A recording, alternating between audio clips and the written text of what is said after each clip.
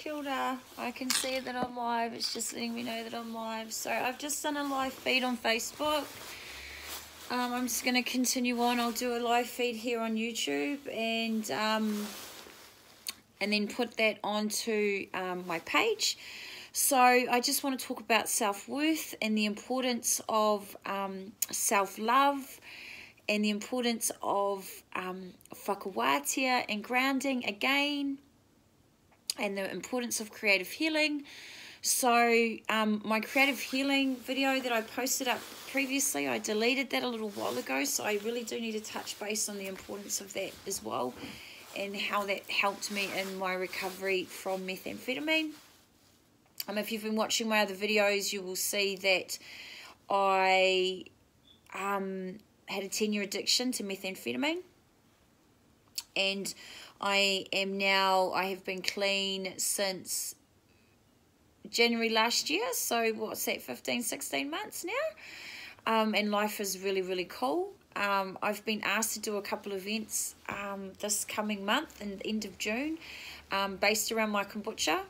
I haven't even done any live feeds about, I actually have done live feeds about my Soul Sisters kombucha. So I have a brand and it's called Soul Sisters, and it's kombucha, Soul Sisters kombucha.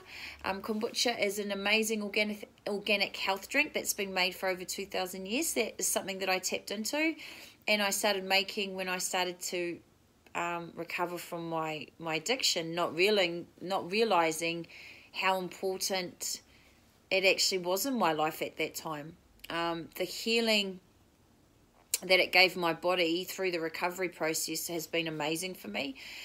Being a meth user for as long as I was, I don't have very good kidneys anymore, and I used to get really, really quite sick. Well, kombucha helped me realign my body and balance my body and get me right. And I can still get sick maybe once a year, if I'm drinking too much, and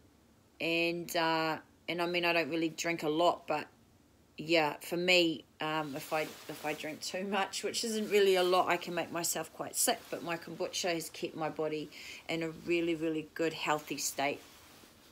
So self-worth, guys, I just want to talk about the importance of positive affirmations, the importance of positive self-talk, and how we need to really start listening to ourselves a lot more in regards to triggers. What is it that's triggering you? Why is that triggering you?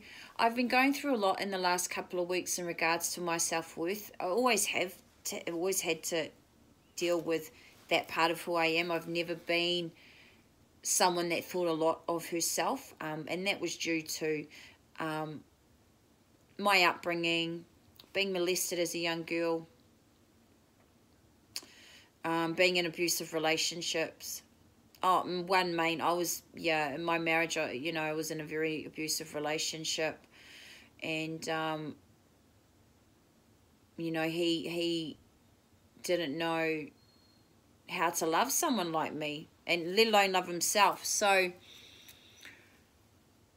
I was with him for 16 years, and he's still a huge part of my life, but I know that I won't settle for anything less than what I deserve now. I put myself in situations where I'm living my best life now. I'm making really healthy choices. I'm not putting myself in unhealthy environments, as in the pipe circle. I spend a lot more time to myself now than I ever have, and I'm actually really happy in my own space. I actually really love it.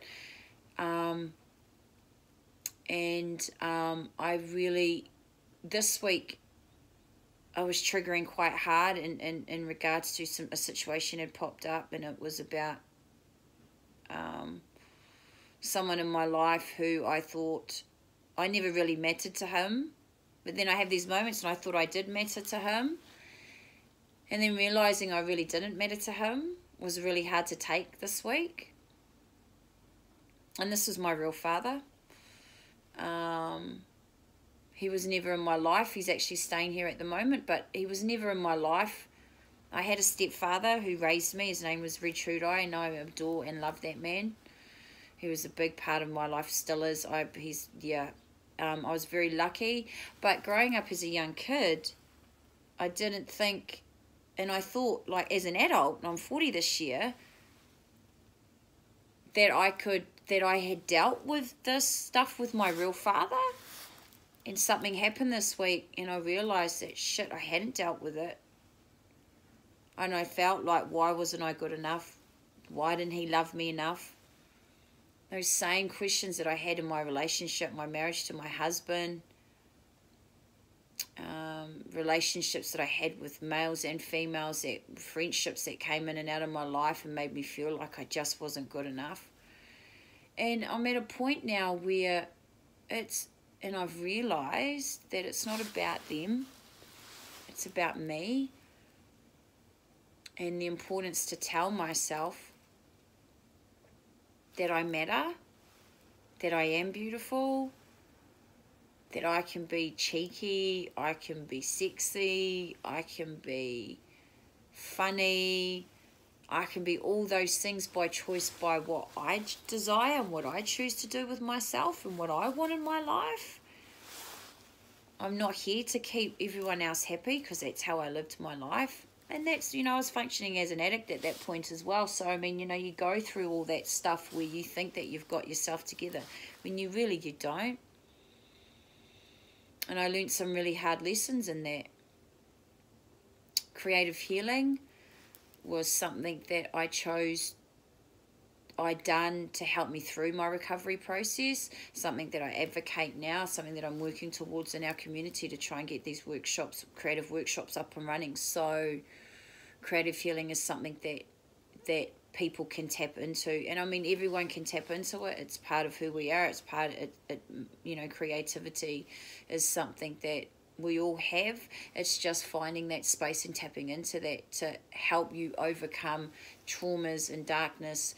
And instead of you going to the dark side, pretty much, you stay in your light and you see the amazing things that you create. The creative healing for me happened, in the start of my recovery process, which was 3 years ago. And the creative healing, I just bought a little sewing machine. I got some leather and I started making pouches. I upcycle jackets now. I haven't had a lot of time to do I am creating, actually. I do my kombucha, but I haven't had a lot of time to sit and do other things like upcycling my jackets and making some cool pouches. But I will get back to those things. But I just want to let you guys know that it's a really important part of recovery journey, is that you find something you really love to do and you just keep going and moving and never stopping. I'm at a point in my life now where my journey's taking me to this point where I've been asked to do some events in the next 2 months. In the next month I've got 2 events coming up in regards to my kombucha and in regards to my recovery journey through my addiction. It's really important. The first one is called the Queenie Club Matariki Maira Kura Mastermind Mini Event in Otaki on the 24th of June. I'll be doing a kombucha workshop and also talking about how kombucha helped me through my addiction healing and how it actually helped me heal my body through my addiction, because I completely shot my body to pieces. And then also I have a Rangatahi Hauora Symposium on the 29th of June, which is a really awesome event. I have to make this an interactive day so the kids can come and make some kombucha and learn about the importance of rongoa and how it helps you. And the importance of self-worth and self-love, and not going down that road of addiction and having goals and dreams and aspirations. And that's what these kōreros are about, whānau. I haven't done a video in a while, and I just wanted to share with you guys, just to anyone that's watching, to really love yourself. Try and strip away all that stuff, all that conditioning that we were told, how we were made to feel through these abusive relationships, because it's not who you are. I'm 40 this year and I feel more empowered than I've ever felt in my life.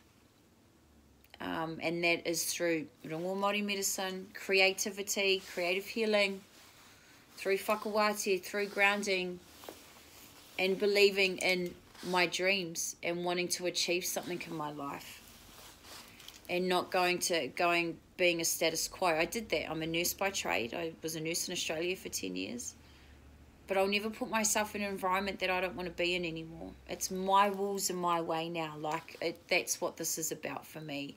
And I want to encourage and inspire other women out there in the world and within my community, within my country, to not to give up. And the choices that we're making and the things that we're doing now that aren't great, well, you have the power to change that.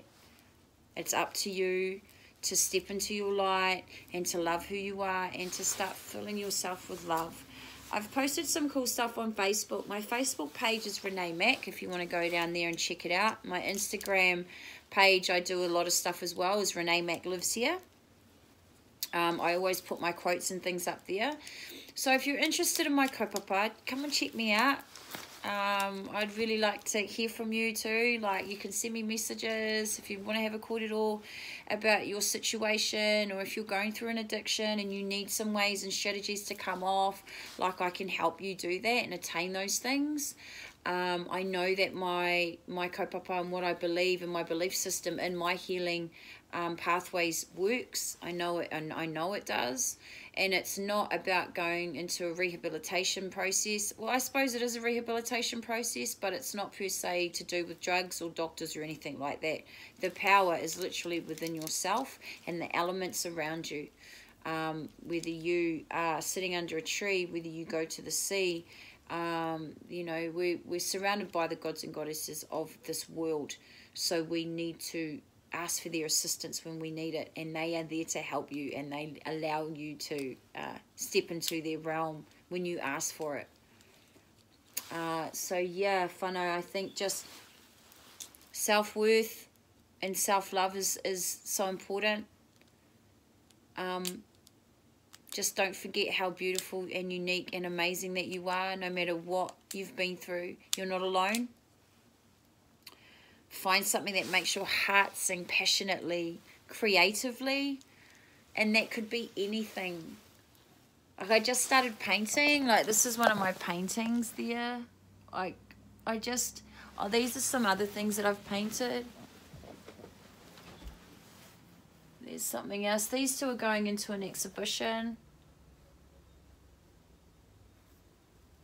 Again, creative healing. So you don't have to be this amazing artist where it's about, okay, painting portraits or painting, you know, it's not about that. It's about finding something that really resonates with you and honing into that. And not being afraid to do it and make mistakes. The beautiful thing about art and creativity is the world is your oyster. You can do anything that you want, and that's the beautiful thing about it. That's what I love about creativity. It's yours alone, and no one else can take that from you. So yeah, I just wanted to share that part with you guys. Again, yeah, look through my page, look through my videos, and you'll see what I'm about. This is the first time you're watching me. Look through my videos and see what I'm about, and it'll explain to you about my journey and where I've come from and where I'm at today. I've got some really exciting things happening in my life right now in regards to these events and my kombucha, my Soul Sisters kombucha. I should do a YouTube video on that and how to make it. I think I will actually next time I make a brew. I'll put it on YouTube, and then you guys can have a little snippet into my world and what I do for a business. And just never stop believing in yourself. Never stop believing in those dreams. Because the beautiful thing is all great things take time, and yeah, and it's happening now. So I'm moving into a part of myself in my life where I'm like, man, 50s, when I've got 10 years, you know, like, I'm really looking forward to the 40s.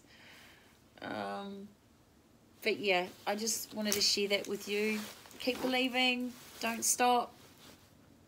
have a look at my other videos, and I will definitely be posting again soon. So it's been a little while, guys. So anyway, I want to send lots of love and light to everyone that's tuning in. Ngā mihi kia koutou.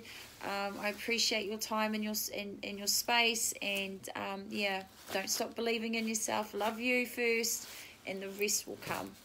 Ka kite. Do I practice dancing? Oh, kia ora. I've got someone watching. Kia ora. Practice dancing. No, I don't practice dancing. I love to dance though, and I always have music playing. Can I ask why?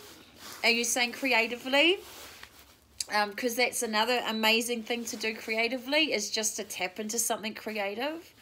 If I had time, I have a beautiful friend who's a belly dancer teacher. I'd love to do it. But time for me is of the essence right now. Does that answer your question? Hello? Oh, she's gone. Oh, that was cool. Anyway. Alright, whānau. I just want to say ka kite again. Okay, I don't know how to stop this.